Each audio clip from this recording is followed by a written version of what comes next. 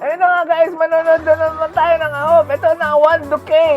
Tama ba? Ayan, Run to You Dance Society Performance. Ano kaya to? Meron bang performance din nila ng Run to You, pero ano Pero kaya? ano to, Anong ibang klase? take to. Yan. Oo, may iba silang flavor. Ay, may drama. Student. Wow, parang Pilipinas lang.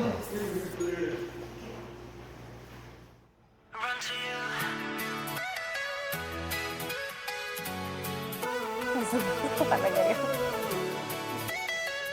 Ano, mirror?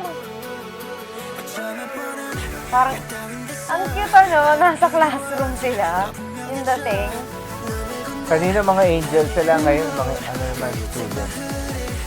Eh grabe, pag ganito yung mga classmates mo, wala kang absent. Kaya pala merong ano si JL, merong silang parang sa shorts ba? Yung dala-dala niya yung bag na yan, dito pala yan.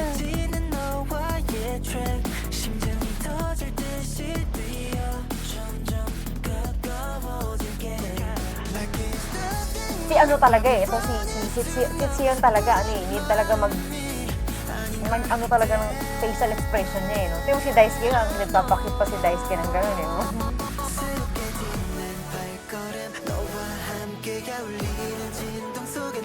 Kung ano, papasok kayo sa school ng AOP, sino sa kanila ang crush niyo? Comment down below. Eh bakit ka pipili lang isa? Pwede naman daw lahat. Grabe Kasi yan, Sam. marami kang makakaaway pag lahat. Lahat iyo, gano'n.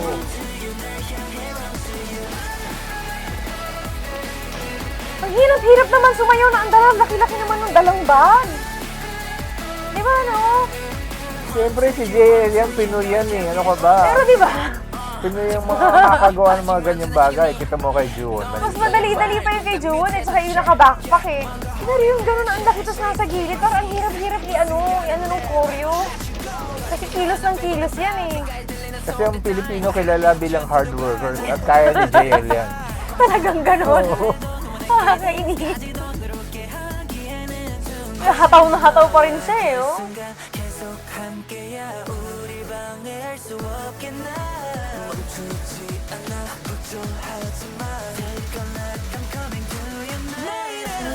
Sa tatlong Diba? napanood nating Oo. performance, ano,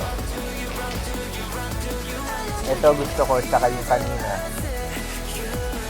Yung sa straight lang, Yung sa, ano? Pero maganda lahat, maganda lahat. Iba-iba sila ng tema eh, kaya ano maganda eh. Gagalit yan si Honey, gigigigil ka. Diba? Oh. Ang ganda nun, oh. Nasa gitna silang gano'n, tapos sabay na sabay silang tatlo. Tapos ano parang ang solid nung choreo nilang, yung tatlong nasa gitna na gano'n, ang solid nung choreo nila. Yan din, gusto ko yung may portal na bumubukas. Tapos lumalabas yan, oh. Oo. Yung gig. May wongki sa portal. Pag ang sharp ng movement nila, no? Pag ang ganda. Pero ito, pinaka-favorite ko yung part na yun. Yung dulo na to. Gusto ko yun, yung hatak na gano'n. Mapapa-proud to be Pinoy ka talaga. Yung... Oh, uwi na. Yun lang. Yun na yung ipinasok niyo sa eskwelahan, guys.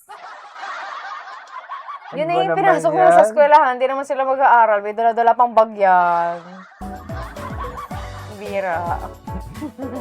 Pero ang cute. Ang cute pag may mga bagong ganito na ano, bagong tema. Hindi lang yung sa music show. May iba-ibang tema. Ang ganda. Very good. Good job. Abangan ko yun, ano, kung magkakaroon sila yung studio chumba yun. Oo. Maganda rin.